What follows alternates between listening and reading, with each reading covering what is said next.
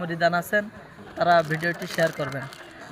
আমরা অত্যন্ত আনন্দের সাথে কাজ করতেছি, আপনারা দেখতেছেন ছাত্ররা কাজ করতেছে। একটি খুশির সংবাদ আছে আপনাদের জন্য।